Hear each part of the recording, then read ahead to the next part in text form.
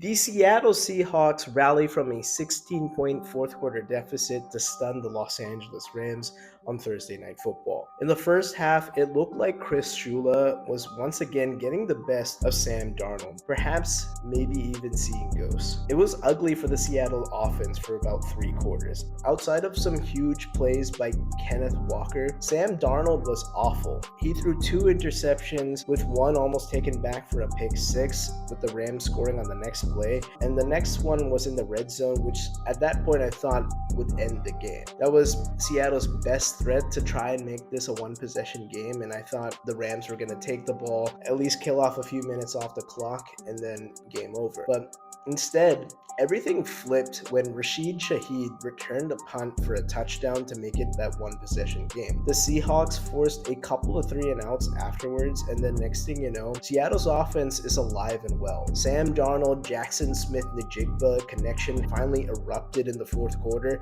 as the two connected several times, and then you saw A.J. Barner catch the touchdown to cut the lead to 2. Now, this is where things got interesting because Seattle had to go for 2 to tie up this game. They were benefactors of some huge luck here as they accidentally converted a 2-point conversion. Initially after the play, we thought it was just a simple incomplete pass. LA keeps their 2-point lead. But upon further replay, the pass was ever so slightly backward that despite the deflection, it was still a live ball that was in fact recovered by Seattle to convert 2 points. And next thing we know, it's a tie game. Now, despite blowing a 16-point lead, the Rams still were able to get back on track after sputtering towards the end of the fourth quarter as they scored on their opening possession of overtime. We saw Stafford dice up Seattle's banged-up secondary, and he found Puka Nacua for the go-ahead score. At this point, Puka was torching the Seahawks defense, and he had a career high of over 200 yards receiving and 2 touchdowns. When Seattle got the ball back, Darnold found JSN once again for a huge 17-yard gain, but the big play of this game was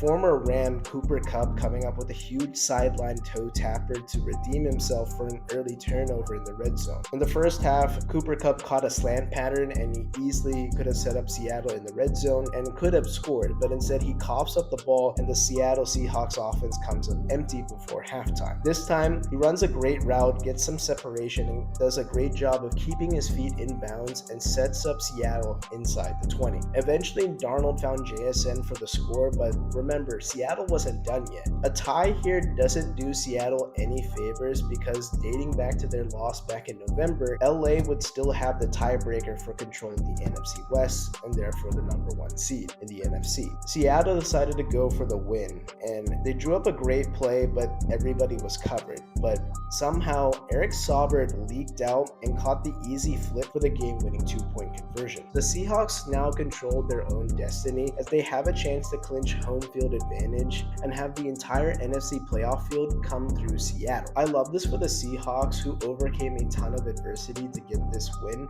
namely Sam Darnold, who was criticized and getting showered with boo birds by Seahawks fans in particular. But after struggling for 3 quarters, he locked in the fourth quarter for one of the clutchest quarters of his entire life. And remember, this is coming off of a bad performance just earlier this year where he threw 4 interceptions against this very same Chris Shula defense. And remember the big game last year when he was with the Minnesota Vikings, where he endured 9 sacks, threw an interception, and lost a fumble that turned into a scoop and score. Sam has had issues with this Rams defense, and they were still posing a lot of problems in this very game, but he was able to ride it out, eventually lead the Seahawks for the win. I also wanted to say how crucial that trade for Rashid Shaheed was, because this trade is immediately proving to be an immediate impact, because we know that Shaheed is a deep threat, but right now his impact mainly has been on special teams. Just go back a couple weeks ago when Seattle's offense was kind of stuck in the mud against Atlanta. They were on the road and they still needed to win to keep pace with LA,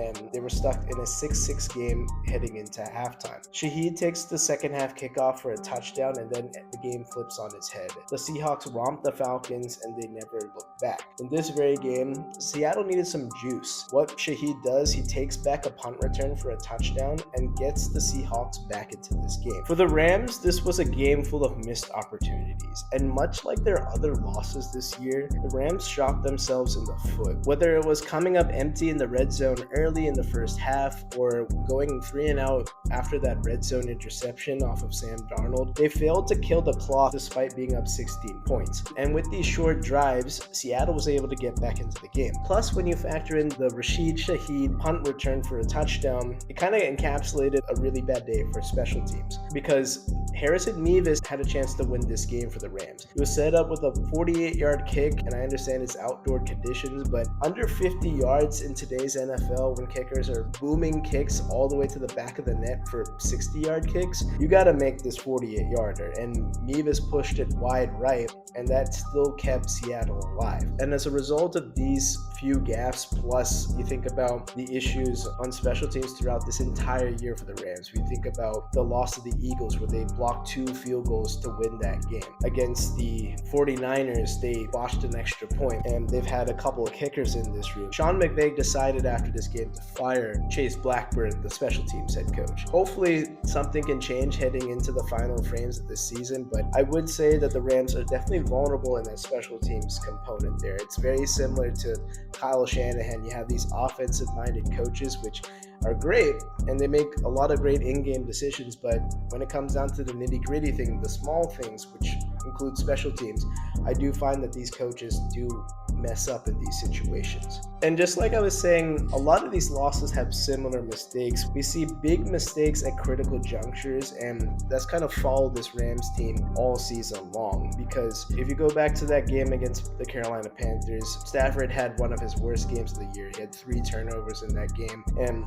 the Rams don't make a lot of mistakes, but it does feel that when they lose, these mistakes do come in bunches. So that's something to look out, because now the Rams have to hope the Seahawks drop one of their 2 final games while winning out themselves to hopefully reclaim control of the NFC West and home field advantage in the NFC playoffs.